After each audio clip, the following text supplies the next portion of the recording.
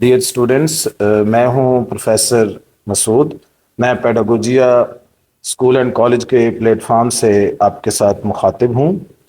आज Urdu first year का paper हुआ। आप जानते हैं कि माशाल्लाह एमसीक्यूज़ बहुत आसान थे, लेकिन फिर भी हमारी जो रिवायत है हम उसे पूरा कर रहे हैं, और इसी सिलसिले में आज हम एमसीक्यूज़ और सब्जेक्टिव डिस्कस करेंगे। तो सबसे पहले एमसीक्यूज़ को डिस्कस करते हैं। तो एमसीक्यूज़ में सबसे पहला एमसीक्यू था तह लगाना, खत लिखना कवायद की रूह से किसकी मिसालें हैं। तो बेटा ये सामने जो नज़र आ रहे हैं, जो मिसालें नज़र आ रही हैं, इनमें सबसे पहली मिसाल मुरक्कब इजाफ़ी ऑप्शन है इसका, फिर फ़ेल नाक़िस है, मुरक्कब अतफ़ी है, मुरक्कब मसादिर है। तो आप जानते हैं कि जब दो मस्दर इकट्ठे हो जाते हैं, यानी एक मस्दर होता है तो मुफरद मस्दर होता है, जब दो मस्दर इकट्ठे हो जाते हैं तो वो मुरक्कब मसादिर हो जाते हैं, यानी दो मसादिर का मजमुआ होता है। तो ना ही ये मुरक्कब इजाफ़ी बन सकता था, ना अतफ़ी, क्योंकि इसमें दरमियान में वाव नहीं है, और फ़ेल नाक़िस तो ये है ही नहीं क्योंकि वो तो 9th 10th की चीज़ है। इसलिए सही ऑप्शन यही था, मुरक्कब मसादिर। दूसरा एमसीक्यू था काफिया के बाद आने वाले एक जैसे अल्फाज क्या कहलाते हैं। तो ये बहुत आसान 9th की तर्ज का ये एमसीक्यू था। तो 9th में जिस तरह आपने पढ़ा कि काफिया और रदीफ वगैरह की मिसालें, तो ये देखिए जब काफिया के बाद आने वाले अल्फाज हों तो ये बोला जाता है कि वो रदीफ, इसमें हम रदीफ को ठीक करेंगे। ठीक है, क्योंकि जो एक जैसे अल्फाज होते हैं वो रदीफ होती है, और अगर हम आवाज़ अल्फाज होते तो वो काफिया होता। मुश्तक भी नहीं हो सकता था, ये मस्दर भी नहीं हो सकता था, और मुश्तरक भी नहीं हो सकता था, क्योंकि मुश्तरक में तो दो जैसे कॉमन चीज़ होती है ना, दो चीज़ों में वो जो कॉमन होता है उसको बोलते हैं। अगला एमसीक्यू है गोरे सिकंदर किस सिफ्त की मिसाल है। तो ये इतना आसान एमसीक्यूज में से ये है, और ये आपको जानते हैं 9th की तर्ज का है। तो इसका सही जवाब सनत तलमी, क्योंकि ना ही ये तजमीन बन सकता है, क्योंकि ये किसी दूसरे का कोई शेर या मिसरा तो नहीं है कि अब शायर ने अपने कलाम में डाला हो। ना ही इसमें कोई तकरार की मिसाल है कि कोई डबल लफ्ज़ आया हो। ना ही ये तजाद बन सकता है, क्योंकि कोई अपोजिट वर्ड्स भी इसमें नहीं है। इसलिए अब हम चौथे एमसीक्यू की तरफ जाते हैं। दाखिला फॉर्म एहतियात से पुर करें, इस जुमले में मुतल्लिक़ फ़ेल क्या है। तो ये बहुत ज़बरदस्त एमसीक्यू आपके सिलेबस में शामिल भी है। तो आप जानते हैं कि जब भी कोई मुतल्लिक़ फ़ेल होता है वो फ़ेल के माने में इजाफ़ा करता है, और फ़ेल को ताकत और तक़वियत देता है, और उसकी मज़ीद एक्सप्लेनेशन करता है। तो पुर करें असल जो वर्ब है वो तो है पुर करना, लेकिन जो उसके साथ हेल्प कर रहा है, यानी कि जो उसके साथ लिंक्ड है, यानी कि फेल के साथ वर्ब के साथ जो लिंक्ड लफ्ज़ है वो है एहतियात से। तो एहतियात से वाला ऑप्शन बिल्कुल ठीक था। ना दाखला वाला आ सकता था, ना पुर करें वाला आ सकता था, ना ही फार्म, क्योंकि फार्म वगैरह वो तो एक नाउन है, तो या उसको मुस्नद इलैह बोल सकते हैं। तो हम आगे चलते हैं। अगला एमसीक्यू पांचवा था दो या दो से ज़्यादा अल्फाज का हकीकी के बजाय मजाजी मानों में इस्तेमाल क्या कहलाता है। ये मुहावरा कहलाता है। तो ये आपने डेफिनेशन पढ़ी हुई है मुहावरा की, तो ये उसी से ये लिया गया था, ये स्टेटमेंट ली गई थी। ना ये रोज़मर्रा हो सकता है, क्योंकि अहले ज़ुबान के उसलूब बयान का नाम रोज़मर्रा होता है। ना ही ये रदीफ हो सकती है, और ना ही ये काफिया है कि हम आवाज़ अल्फाज तो नहीं है ना। अगला एमसीक्यू है रिश्तेदारों को लिखे गए खतूत क्या कहलाते हैं। तो ये रिश्तेदारों को जो लिखे गए खतूत होते हैं ना, वो गैर रस्मी खतूत कहलाते हैं, क्योंकि रस्मी खतूत वो होते हैं जो मुदीर को लिखे जाएं। आर्जी खतूत और मुस्तकिल खतूत तो कोई होते ही नहीं है। तो ये बिल्कुल सही ऑप्शन था, गैर रस्मी खतूत। अगला सातवां एमसीक्यू है तेरे आज़ाद बंदों की न ये दुनिया न वो दुनिया, यहाँ मरने की पाबंदी वहाँ जीने की पाबंदी। तो इसमें बहुत आसान था इस सनत को तलाश करना, क्योंकि सनत लफ़ व नशर है इसमें। देखिए एक मिसरे में एक चीज़ है, उसी के साथ रिलेटेड चीज़, उसी के साथ जो ताल्लुक़ वाली चीज़ दूसरे में है। जैसे आज़ाद बंदों की ये दुनिया वो दुनिया, तो इधर है मरने की पाबंदी और उधर है जीने की पाबंदी। ये दुनिया के साथ मरने की पाबंदी, वो दुनिया के साथ जीने की पाबंदी। तो जब ये लिंक्ड हों, यानी कि पहले मिसरे के कुछ अल्फाज दूसरे मिसरे के साथ लिंक्ड हों, यानी उनका ताल्लुक पाया जाए, تو اسے کہتے ہیں صنعت لف و نشر۔ صنعت تجنیس بھی یہ نہیں ہو سکتی کیونکہ اس میں کوئی دو جنس ہم جنس الفاظ بھی نہیں ہیں۔ اسی طرح تضمین بھی نہیں ہو سکتی کیونکہ اس میں کسی اور شاعر کا کوئی مصرع یا شعر تو نہیں شامل۔ اسی طرح تکرار بھی نہیں ہو سکتی کیونکہ اس میں کوئی تکرار کے ساتھ لفظ نہیں ہے۔ آگے چلتے ہیں، اکرم کے ہاتھ سے قلم گر پڑا۔ اب اس میں دو ورب تھے، ایک گر اور ایک پڑا۔ ایک اصل ورب تھا، اصل فعل تھا، اور دوسرا امدادی فعل تھا۔ تو امدادی فعل کو معاون فعل بھی بولتے ہیں۔ تو گر اصل فعل ہے اور پڑا امدادی فعل ہے یا پڑا معاون فعل ہے، تو یہ پڑا آپشن ٹھیک تھا، گر ہو ہی نہیں سکتا کیونکہ یہ اصل فعل ہے۔ اکرم جو ہے یہ بھی نہیں ہو سکتا کیونکہ اکرم یہ فاعل ہے، اور ہاتھ سے قلم یہ متعلقات ہیں، یہ بھی نہیں ہو سکتے۔ آگے نیکسٹ ایم سی کیو ہے، جوانی 4 دن کی ہے۔ یہ جملہ کس کی مثال ہے؟ تو یہ مجاز مرسل کی مثال تھی کیونکہ جوانی 4 دن کی ہے، یہ جز بول کر کل مراد لیا گیا ہے۔ 4 دن جز ہے اور کل ہے پوری زندگی۔ نہ یہ کنایہ بن سکتا تھا، نہ تشبیہ کا کوئی اس میں حرف تشبیہ ہے، نہ ہی اس میں کوئی استعارات کے ساتھ ریلیٹڈ کوئی چیز ہے۔ لفظ ڈرامہ کے کیا معنی ہیں؟ کچھ کر کے دکھانا، اس کا صحیح آپشن یہی تھا۔ کچھ بول کے بتانا بھی نہیں ہو سکتا، کچھ لکھ کے پڑھانا بھی نہیں ہو سکتا، اور کچھ پڑھ کے سنانا بھی نہیں ہو سکتا۔ تو اس کے صحیح اس کا آپشن تھا کچھ کر کے دکھانا۔ تو اب ہم آگے چلتے ہیں، 11واں ایم سی کیو۔ بچے جو 11واں ایم سی کیو ہے یہ یہاں پہ غلط کیا گیا ہے، غلطی سے جو یہ کی بنائی گئی ہے اس میں یہ غلطی ہو گئی تھی، ٹائپنگ مسٹیک ہے۔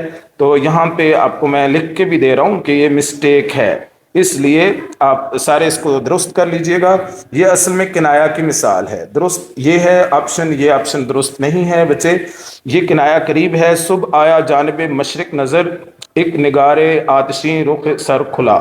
تو یہ یہاں پہ نا کنایا استعمال ہوا ہے کیونکہ اس میں چھپی ہوئی بات ہے، یہ مخفی اور ایک چھپی ہوئی بات کو ظاہر کیا گیا ہے، تو اس لیے یہاں پہ کنایا کی اگزامپل ہے۔ استعارہ یہ بالکل نہیں ہو سکتا، مجاز مرسل بھی نہیں ہو سکتا، اور تشبیہ میں نہیں ہو سکتا کیونکہ تشبیہ میں تو حرف تشبیہ ہوتا ہے۔ تو اس کا صحیح جواب کیا ہے؟ کنایا۔ آگے چلتے ہیں، 12ویں نمبر پہ واوین میں لکھا گیا مصرع کس صنعت کی مثال ہے؟ صنعت تضمین کی مثال ہے۔ یہ بالکل صحیح ہے کیونکہ واوین میں انورٹڈ کوماز میں نا اس طرح کر کے انورٹڈ کوماز میں جو مصرع لکھا جاتا ہے نا کسی دوسرے شاعر کا کلام، شعر یا مصرع، جب کوئی شاعر اپنے کلام میں استعمال کرتا ہے تو اسے صنعت تضمین کہتے ہیں۔ نہ ہی یہ لف و نشر تھا، نہ ہی یہ صنعت تکرار تھی، نہ ہی یہ صنعت تلمیح۔ تو درج شدہ الفاظ میں سے سلینگ الفاظ کی نشاندہی کریں۔ اب آپ نے اس میں پوائنٹ آؤٹ کرنا تھا کہ سلینگ الفاظ کون سے ہیں۔ تو اس میں فلائنگ کوچ سلینگ الفاظ بالکل صحیح ہے، نہ ٹرک، نہ بس، نہ گاڑی۔ تو ماں نے کہا میری گڑیا آ گئی، یہ تو کیونکہ ڈائریکٹ گڑیا کہہ دیا تو یہ استعارہ کی اگزامپل تھی، یہ بہت آسان، نہ مجاز مرسل ہے، نہ کنایا ہے، نہ تشبیہ کیونکہ نہ حرف تشبیہ ہے اس میں۔ ذرے ذرے کی شہادت کے خدا ہے موجود، یہ مصرع کس کی مثال ہے؟ یہ تکرار کی مثال ہے کیونکہ ذرے ذرے ہے نا، جو 2 دفعہ لفظ آ جائے تو وہ تکرار ہوتی ہے، اس میں تضمین بھی نہیں ہے، اس میں مراد النظیر بھی نہیں ہے، نہ تضاد ہے یعنی اپوزٹ ورڈز بھی نہیں ہیں۔ آگے 16ویں نمبر پہ ایم سی کیو تھا کہ ظرف کہہ کر مظروف مراد لینا قواعد کی روح سے کیا کہتے ہیں؟ تو یہ مجاز مرسل کی، کیونکہ یہ قسم ہے، مجاز مرسل کی جو حالتیں ہیں ان میں سے ایک حالت ہے، اس لیے آپ نے آسان، یہ بہت آسان ایم سی کیوز میں سے تھا، آپ نے آسانی سے اس کو کر لیا ہوگا۔ تو یہ مجاز مرسل ہے۔ یہ 9th ٹائپ، بیچ میں ایم سی کیو کافی سارے تھے جو 9th لیول کے تھے۔ تو بھلاتا لاکھ ہوں لیکن برابر یاد آتے ہیں، الہی ترک الفت میں وہ کیوں کر یاد آتے ہیں۔ بھلانا اور یاد آنا یہ 2 اپوزٹ ورڈز ہیں، یہ آپس میں مخالف ہیں، یہ متضاد الفاظ ہیں، اس لیے یہ صنعت تضاد کی مثال ہے۔ نہ یہ تلمیح ہے کیونکہ اس میں کوئی ہسٹوریکل واقعہ نہیں ہے، نہ ہی یہ مراد النظیر ہے، نہ ہی یہ تکرار ہے کہ کوئی تکرار کے ساتھ الفاظ ہوں۔ اگر کوئی بچہ یہ سمجھتا ہے کہ یہاں پہ یاد آتے ہیں، یاد آتے ہیں یہ تکرار ہے، تو وہ غلط فہمی میں مبتلا ہے بچے، کیونکہ یہ تو ردیف ہے، یہ کوئی صنعت نہیں ہے، یہ ردیف ہے یہ والی۔ اس لیے کوئی بچہ یہ نہ سمجھے کہ یہ جو یاد آتے ہیں کی وجہ سے اس نے اگر غلط کر لیا ہے تو یہ غلط ہے۔ بھلانا اور یاد آنا یہ صنعت تضاد تھی۔ تو میں نے کلیئر کر دیا کہ اگر کسی کو مغالطہ ہے تو وہ کلیئر ہو جائے گا۔ چاند کی مانند چہرہ کس کی مثال ہے؟ یہ چاند کی مانند جب آ جاتا ہے نا، مانند، تو یہ تشبیہ کی مثال ہے۔ 5 مصروں پر مشتمل بند والی نظم حید کے اعتبار سے کیا کہلاتی ہے؟ یہ مخمس کہلاتی ہے۔ ہائیکو ہوتی ہے 3 مصروں والی، مسدس ہوتی ہے 6 والی، اور تشبیہ تو ہوتی ہے جو کسی کو کسی چیز کے ساتھ ملایا جائے اور اس کی طرح قرار دیا جائے۔ آخری MCQ ہے کہ مطلع کی بنیادی پہچان کیا ہے؟ تو نہ اس میں تخلص ہوتا ہے، نہ اس میں تلمیح ہوتی ہے، نہ وہ آخری شعر ہوتا ہے، آخری شعر تو مقطع ہوتا ہے، تو پہلا شعر یہ صحیح آپشن تھا۔ اب ہم جاتے ہیں سبجیکٹو حصے کی طرف۔ بیٹا سبجیکٹو جو حصہ تھا اس میں جو پہلا پیراگراف دیا گیا تھا حصہ نثر میں، یہ نظریہ پاکستان سے لیا گیا تھا۔ تو نظریہ پاکستان آپ کو پتہ ہے کہ یہ 10th لیول کا ایک چیپٹر فرسٹ ایئر میں شامل نصاب ہے، اور اس میں بالکل یہی والا پیراگراف اتنا امپورٹنٹ ہے کہ یہ 100% جو MCQs اور سارے جو گیسٹ پیپر جو اپلوڈ کیا گیا تھا پیڈاگوجیا کی ویب سائٹ پہ اور پیڈاگوجیا کے پیجز پہ، تو گیسٹ سے یہ 100% آیا ہے۔ تو 100% یعنی کہ پیراگراف بالکل یہی بتایا گیا تھا کہ پہلے جو چیپٹرز ہیں انہی کے ہی نام لکھے ہوئے، تو آپ نے دیکھا ہوگا سوشل میڈیا پہ اپلوڈ کیا گیا تھا۔ تو اس کے سوالات ہیں، یہ دیکھیے اس میں سے جو کمپریہنشن آیا ہے شاہ ولی اللہ کی تحریک کے مقاصد کیا تھے، اس کا جواب بھی آپ کو شروع سے مل گیا ہوگا۔ شاہ اسماعیل شہید اور شاہ اسماعیل کے ساتھ سید احمد بریلوی شہید نے کن مقاصد کے لیے جانیں قربان کیں، اس کا جواب بھی اوپر موجود ہے کہ انہوں نے آزادی کے لیے 1831 میں مسلمانوں کو ایک ایسا اسلامی مملکت ایسی بنانے کے لیے، اسلامی اصولوں کو دوبارہ رائج کرنے کے لیے اور ملک کو غلامی سے آزاد کرانے کی کوشش کی تھی، اور اس کے لیے انہوں نے جنگیں لڑی تھیں۔ 1857 یعنی کہ 1857 کی جنگ آزادی میں مسلمانوں کو کامیابی کیوں نہ ملی؟ کیونکہ وہاں پہ لکھا ہوا ہے یہ آنسر، جنگ آزادی میں مسلمانوں کو پھر قدم جمانے، لیکن انگریزی کردار مستحکم ہو چکا تھا، اس لیے انہیں کامیابی نہیں ملی تھی۔ مسلمانوں کی اصطلاح کے حوالے سے سر سید کی خدمات لکھیں تو اس میں آپ نے لکھنا تھا کہ انہوں نے، سر سید نے انگریزوں سے غنیمت جانا مفاہمت کو اور مسلمان قوم کی اخلاقی اور تہذیبی اصلاح پر توجہ دی اور ان کے دلوں سے احساس کمتری کو دور کرنے کی کوشش کی، یہ جواب تھا۔ اگلا سوال تھا ہندوؤں نے کانگریس کی بنیاد کیوں ڈالی؟ تو اس کا جواب بھی یہاں پہ موجود ہے کہ کانگریس کی بنیاد ڈالی اور ظاہر یہ کیا تھا، یا یہ دیکھیں کہ وہ ملک کی تمام قوموں کو ان کے حقوق دلوائیں گے، لیکن یہ صرف دھوکہ تھا، وہ اپنا تحفظ چاہتے تھے اور مسلمانوں کو محروم کرنا چاہتے تھے، سرکاری ملازمتوں پر بھی قابض ہو گئے تھے۔ تو اس عبارت کا جو خلاصہ لفظ لکھا ہوا ہے، خلاصہ اصل میں تلخیص کو کہتے ہیں، خلاصہ تلخیص ہے، تلخیص کا مطلب ہے یا عبارت کا مرکزی خیال تو تھیم ہوتا ہے بیٹا، لیکن جو تلخیص ہوتی ہے وہ اصل میں 1/3 ہوتی ہے، 1/3 آف پیراگراف، ٹھیک ہے نا، یعنی کہ اس اقتباس کا تیسرا حصہ جس کو 1/3 کہتے ہیں، یعنی کہ آپ اس کے ورڈز چیک کر لیں کہ کتنے الفاظ ہیں، ان کے آپ تیسرا حصہ ان کا لکھ سکتے ہیں اور کوئی مناسب عنوان بھی دے سکتے ہیں۔ آگے حصہ بے کی طرف چلتے ہیں۔ حصہ بے میں اشعار یہ دیے گئے تھے، بہت آسان اشعار تھے، نعت سے لیے گئے تھے، یہ اشعار نعت سے تھے اور نعت کا پہلا ہی شعر تھا، پہلا اور دوسرا شعر، سب سے اعلیٰ تیری سرکار ہے سب سے افضل۔ تو آخری مصرع کا مرکزی خیال لکھیں۔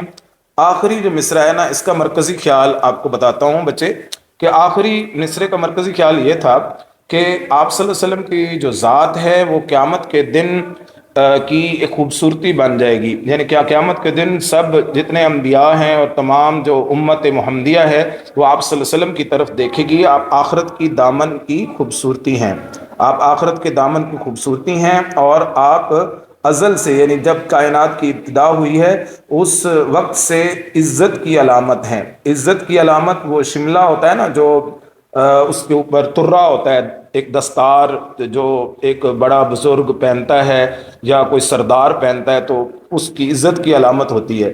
ازل کا مطلب ہے بالکل کائنات کی ابتدا، اور ابد کا مطلب ہوتا ہے کائنات کی انتہا، اینڈنگ۔ تو دوسرے شعر میں کون سی صنعت استعمال کی گئی ہے؟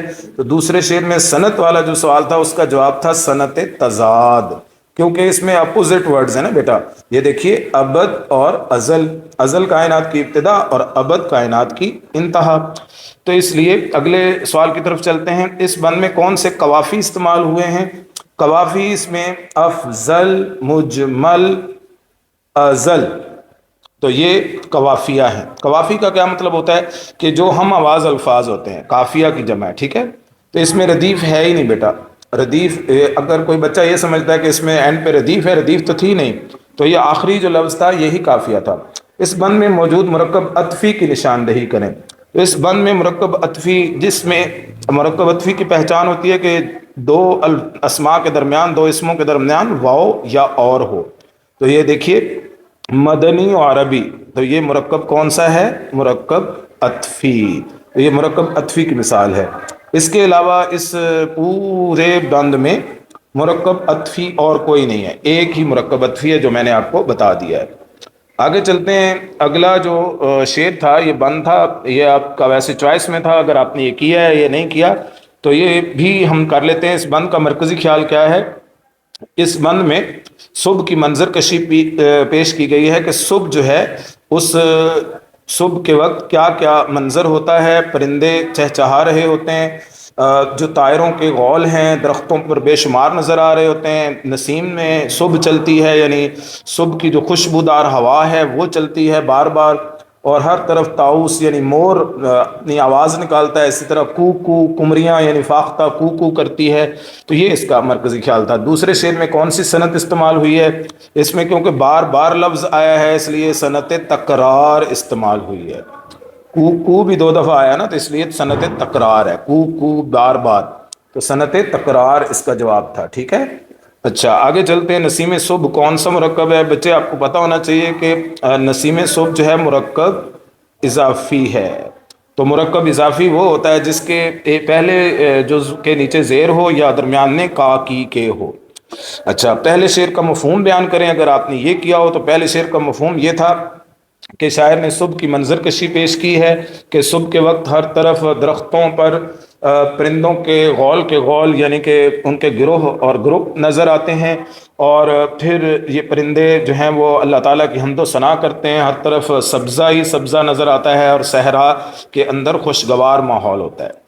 آگے چلتے ہیں حصہ جیم کی طرف۔ حصہ جیم میں پہلا شعر تھا، ہر بات پہ کہتے ہو تم کہ تو کیا ہے، تم ہی کہو یہ انداز گفتگو کیا ہے۔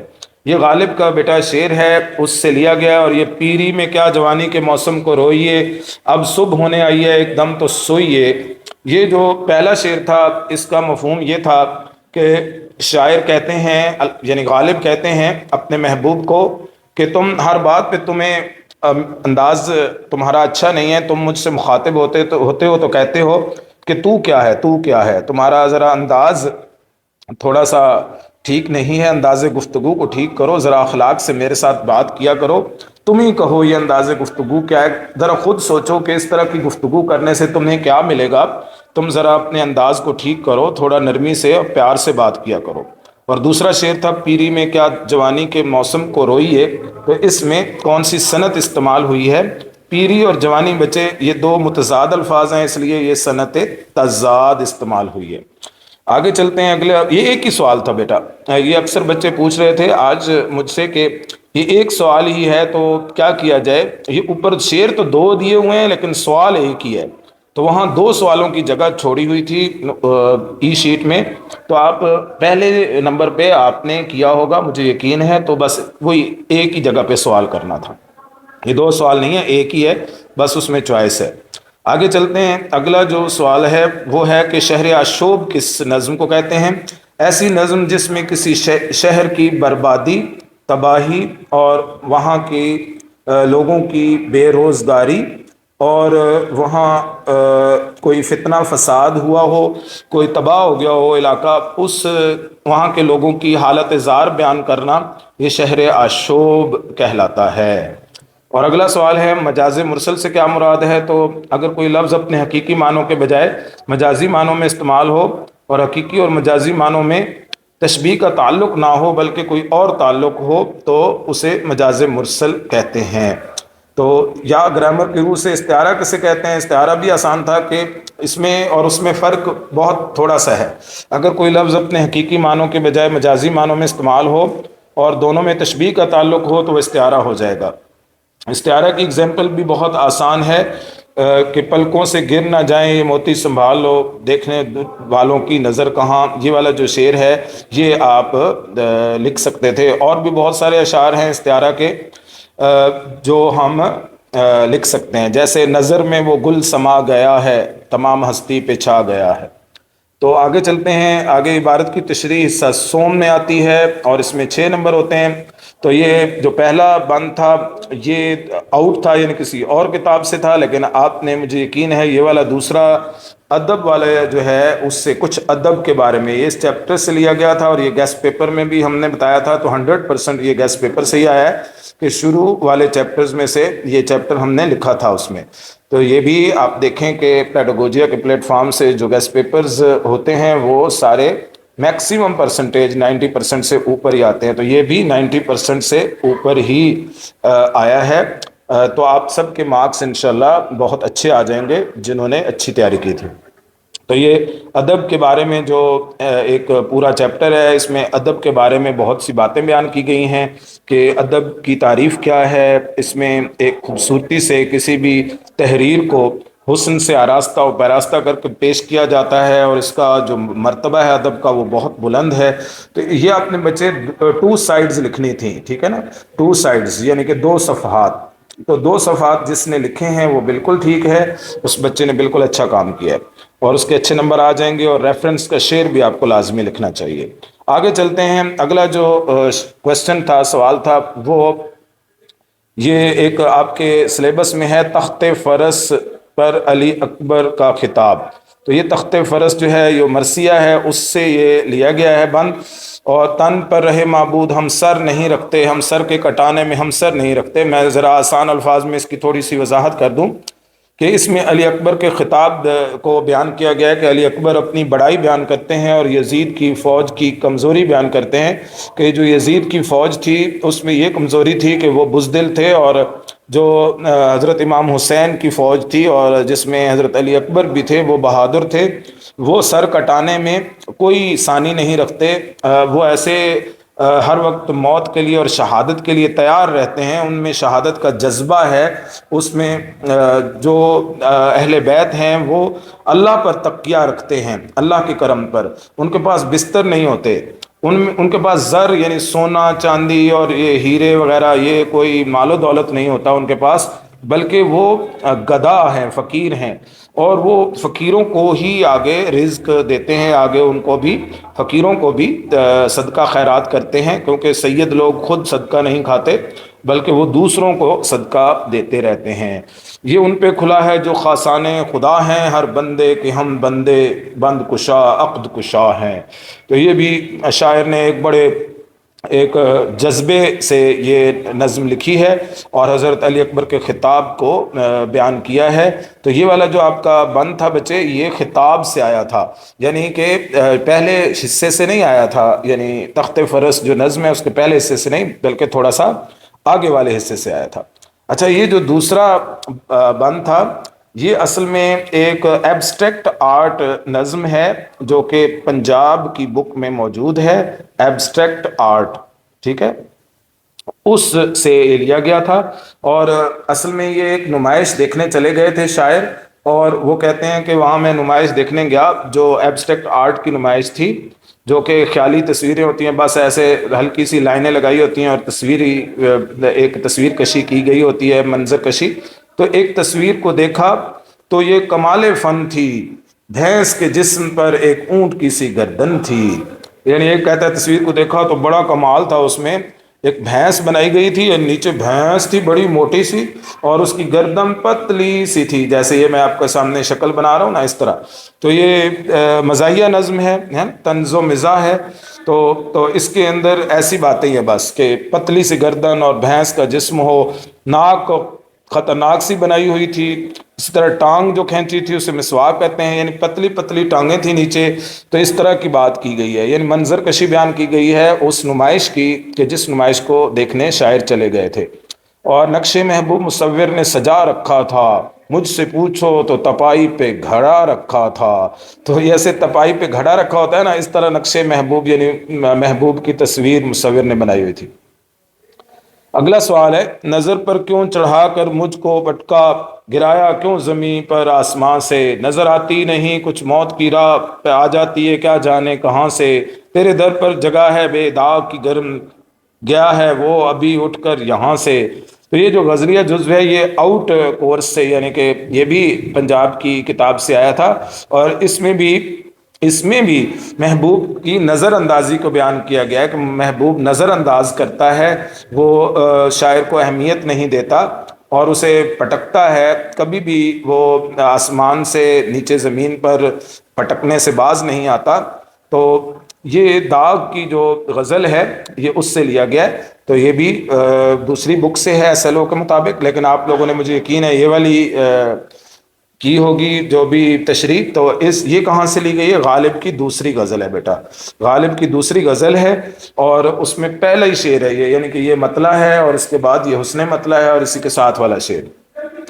ہزاروں خواہشیں ایسی کہ ہر خواہش پہ دم نکلے، اس میں شاعر نے اپنی خواہشوں کے بارے میں بتایا، خواہشات کے بارے میں، کہ ہم جو خواہشات ہیں اس پہ دم نکلتا ہے، یعنی ہر خواہش پوری کرنے کو دل چاہتا ہے کہ میری وہ خواہش پوری ہو، لیکن میرے ارمان نکلتے ہیں، لیکن پھر بھی کم نکلتے ہیں، زیادہ میری خواہشات پوری نہیں ہوتی، کچھ حسرتیں میرے دل میں رہ جاتی ہیں۔ اگلا شعر ہے، ڈرے کیوں میرا قاتل کیا رہے گا اس کی گردن پر۔ شاعر اپنے محبوب کو کہتا ہے کہ تو میرا قاتل تو ہے، لیکن تمہیں ڈرنے کی کوئی ضرورت نہیں، کیونکہ تمہاری گردن پر میرا خون نہیں ہوگا، میرا خون جو ہے وہ میرے اوپر ہی ہوگا، کیونکہ میرے جسم میں ویسے خون ہے ہی نہیں، کیونکہ میرے جسم سے خون آنکھوں سے آنسو بن کر نکل چکا ہے، کیونکہ دم بدم کا مطلب ہے لگاتار مسلسل، میری آنکھوں سے آنسو بن کے، لگاتار آنسو بن کے، لگاتار آنسو بہہ بہہ کر میرے دل کا جو خون ہے وہ بھی نکل چکا ہے، یعنی پہلے آنکھوں سے آنسو نکلے، پھر اس کے بعد آنسو ختم ہو گئے تو خون نکلنا شروع ہو گیا، اس لیے میں تو ویسے ہی مرا ہوا تھا، تو مرے ہوئے کو کیا مرنا، تو میں تو پہلے ہی مرا ہوا تھا، اس لیے تم پہ میرے قتل کا الزام نہیں ہوگا۔ آخری جو شعر تھا، نکلنا خلد سے، خلد مطلب جنت، جنت سے آدم علیہ السلام کو نکالا گیا تھا یہ سنا تھا، لیکن شاعر کہتے ہیں بہت بے آبرو ہو کر تیرے کوچے سے، یعنی تیری گلی سے ہم نکلے، تیرے کوچے یا تیری گلی سے ہم بے آبرو، یہ شاعر اپنے محبوب کی گلی سے بے آبرو ہو کر، یعنی کہ وہاں سے رسوا ہو کر نکلنے کی منظر کشی بیان کر رہا ہے کہ ہم نے سنا تھا، اس میں سند تلمی بھی پائی جاتی ہے، خلد اور آدم، تو اس میں شاعر کہتے ہیں کہ بھئی جس آدم علیہ السلام کو جنت سے نکالا گیا تھا ہم نے سنا تھا، لیکن ابھی ہم پہ جو گزری ہے وہ کسی اور پہ نہیں گزری، ہمارے جیسا کسی اور پہ کبھی بھی وقت نہیں آیا، کیونکہ ہمارے ساتھ جو ہوا ہے وہ کسی اور کے ساتھ نہیں ہوا۔ آگے چلتے ہیں، اگلا سوال ہے، سیکنڈ لاسٹ کوسچن، باپ اور بیٹے کے درمیان آپ نے سوشل میڈیا کے درست استعمال پر مکالمہ لکھیں۔ تو سوشل میڈیا پر بچے آپ جانتے ہیں کہ اس کے درست استعمال پر مکالمہ لکھنا ہے، تو آپ نے اس میں پہلے مثبت پہلو، یعنی اس کے پازیٹیو اور نیگیٹو منفی پہلو بھی دونوں آپ نے اس میں لکھنے تھے، منفی اور مثبت دونوں پہلو، تو آپ جب پازیٹیو اور نیگیٹو دونوں چیزیں لکھیں گے، باپ بیٹے کو سمجھا رہا ہوگا کہ وہ سوشل میڈیا کے پازیٹیو یعنی کہ مثبت استعمال پر زور دے اور اس کا غلط استعمال نہ کرے، آج کل کیا غلط استعمال کے کیا کیا نتائج نکلتے ہیں اور اس سے کیا نقصانات ہوتے ہیں، اس میں بچے آپ لوگوں نے 8 مکالمے لکھنے تھے کم از کم، اور سلام دعا کے علاوہ۔ اس کے بعد اس کے ساتھ ایک چوائس تھی کہ اخبار کے لیے ٹریفک کے مسائل سے آگاہی اور سد باب سے متعلق آرٹیکل لکھیں۔ تو آرٹیکل بچے ایک مضمون کی طرح ہی ہوتا ہے جو اخبار میں چھپتا ہے، عنوان آپ لکھتے ہیں، اس کے بعد آپ تعارف لکھتے ہیں، تھوڑا سا مدیر آپ نے لکھنا ہے کہ جیسے مدیر کے نام خط ہوتے ہیں نا، یہ اسی طرز کا ہوتا ہے، اور اس میں آپ نے سارے ٹریفک کے مسائل لکھنے ہیں کہ آج کل ہمارے علاقے میں ٹریفک کے بڑے مسائل ہیں، جگہ جگہ پہ ٹریفک جام ہو جاتی ہے، اور ہمارے علاقے میں جینا مشکل ہو گیا ہے، چلنا مشکل ہو گیا ہے، گاڑیاں نہیں، وقت پہ چیزیں مینج نہیں ہوتی، لوگ رستے میں ہی دم توڑ جاتے ہیں جب کوئی ہسپتال جا رہا ہوتا ہے، ایمبولینسز کو بھی جگہ نہیں ملتی، اور اس کے علاوہ ہم پیپر کے لیے جا رہے ہوتے ہیں وہاں بھی دیر ہو جاتی ہے ہمیں، اسی طرح ہم اسکول کالج جا رہے ہوتے ہیں یا گھر جا رہے ہوتے ہیں تو دیر ہو جاتی ہے، تو اس کے سد باب کا مطلب ہے پہلے آپ نے آگاہی دینی تھی اور پھر سد باب بھی بتانا تھا، کیا مطلب ادھر آپ نے رزلٹ بتانا تھا کہ کیسے اس کو اوور کم کیسے کیا جا سکتا ہے، سد باب کا مطلب اوور کم کرنا، اس کو ختم کرنا، کہ اس کے لیے آپ نے تجاویز بیٹا دینی تھی اس آرٹیکل میں، تو تجاویز کیا ہے اس کی کہ آپ یہ کہیں گے کہ بھئی حکومت کو چاہیے کہ اس پر توجہ دے اور سڑکوں کے کو وسیع اور کھلا کرے، اور جو ٹھیلے لگاتے ہیں لوگ سڑکوں کو قابو کرتے ہیں، اس میں تجاوزات آگے کھڑی ہوتی ہیں، ان تجاوزات کو دور کیا جائے۔ تو یہ آپ جب بیٹا لکھیں گے تو پھر یہ بالکل پرفیکٹ آرٹیکل ہوگا۔ آگے آخری سوال تھا کہ اس میں بھی چوائس دی گئی تھی، تو آخری سوال تھا کالج پرنسپل کے نام کھیلوں کے لیے ضروری سہولیات کی دستیابی کی درخواست لکھیں۔ تو آپ نے لکھنا تھا بخدمت جناب پرنسپل صاحب کالج الف بے جیم، پھر آپ نے عنوان لکھنا تھا بیٹا، عنوان لازمی لکھنا ہوتا ہے، عنوان یہ لکھنا تھا کہ درخواست برائے فراہمی ضروری سہولیات، ٹھیک ہے، ضروری سہولیات برائے کھیل، ٹھیک ہے نا، برائے کھیل، اس طرح کر کے آپ نے عنوان لکھنا تھا۔ اس کے بعد آپ نے جناب عالی، ٹھیک ہے، نیچے جناب عالی، اس کے بعد ایکسکلیمیشن مارک، اور اس کے بعد آپ نے آگے نفس مضمون یعنی کہ سارا کچھ لکھ کے آخر پہ العارض لکھنا تھا، اور العارض لکھ کے الف ڈیش بے ڈیش جیم یہ لکھ دینا تھا، اور رائٹ سائڈ پہ بیٹا آپ لوگوں نے تاریخ لکھنی تھی۔ یہ پرفیکٹ جو تاریخ لکھنے کے بعد ایک درخواست کا پرفیکٹ پیٹرن ہے۔ اس کے بعد اس کے ساتھ چوائس تھی کہ نیکی کا بدلہ نیکی کے موضوع پر کہانی لکھیں۔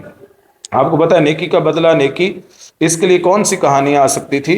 اس کے لیے وہی لکڑہارے والی، جیسے وہ ایک لکڑہارا ہے، وہ اس کو لکڑہارے والی کہانی بھی آ سکتی ہے کہ جب ایک لکڑہارے کا جو کلہاڑا ہے وہ گر جاتا ہے تو اس کو آفر ہوتی ہے کہ وہ اس لکڑہارے کی جو وہ کلہاڑا ہے وہ لوہے کے کلہاڑے کی جگہ سونے کا کلہاڑا لے لے یا چاندی کا، لیکن وہ انکار کر دیتا ہے۔ تو یہ بھی آپ لکھ سکتے تھے، یا پھر آپ لکھ سکتے تھے نیکی کا بدلہ نیکی کے لیے کہ اگر کسی نے کوئی نیکی کی ہے تو اس کے بدلے میں اس کا جو دوسرا ہے اس کا ساتھ دوست وہ بھی نیکی کرے۔